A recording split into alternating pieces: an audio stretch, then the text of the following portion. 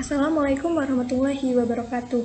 Izin memperkenalkan diri, nama saya Putri Asmarani dari Prodi Pendidikan Biologi kelas A dengan NPM 21130240027. Pada video kali ini, saya akan membahas mengenai sitoskeleton. Sitoskeleton atau kerangka sel adalah jaringan berkas-berkas protein yang menyusun sitoplasma dalam sel. Setelah lama dianggap hanya terdapat di sel eukariota, sitoskeleton ternyata juga terdapat pada sel prokariota. Nah, dengan adanya sitoskeleton, sel dapat memiliki bentuk yang kokoh, berubah bentuk, mampu mengatur posisi organel, berenang, serta merayap di permukaan. Kemudian ini adalah struktur dari sitoskeleton. Struktur dari sitoskeleton sendiri yang pertama yaitu mikrotubulus. Hampir di setiap bagian sel eukariot berada di mikrotubulus atau mikrotubul, yakni terletak pada batang berongga yang berdiameter berkisar antara 25 nm dengan panjang sekitar 20 mm. Kemudian pada mikrotubulus dapat bertambah panjang dengan cara melalui penambahan dimer tubulin. Berikut ini adalah fungsi dari mikrotubulus. Yang pertama yaitu menjaga serta memberi pertahanan terhadap bentuk sel atau penopang penahan kompresi. Kemudian yaitu sebagai motilitas sel seperti pada silia atau flagella, dan kemudian sebagai pergerakan kromosom dalam pembelahan sel. Dan yang terakhir yaitu sebagai pergerakan organel. Kemudian ada mikrofilamen.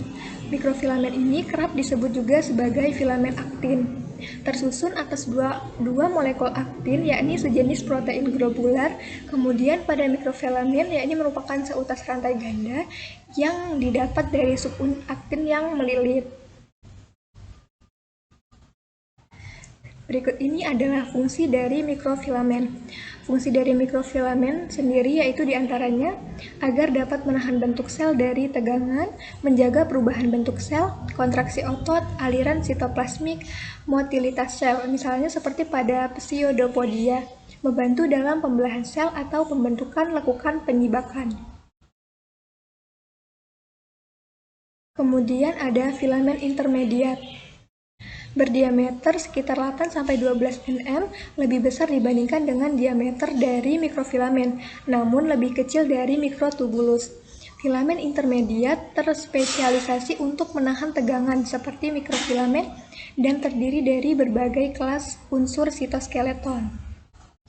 Fungsi dari filamen intermediat sendiri yaitu yang pertama, memperkuat bentuk sel dan posisi organel tertentu. Yang kedua, pembentukan lamina nukleus, dan yang ketiga, filamen antara mendukung sel.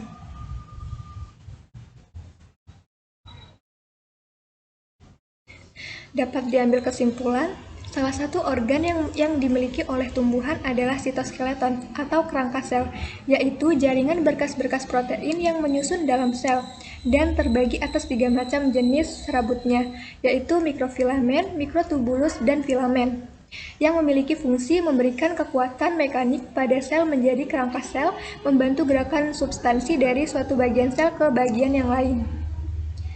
Baiklah, itu saja yang dapat saya sampaikan. Apabila ada kesalahan, saya mohon maaf. Wassalamualaikum warahmatullahi wabarakatuh.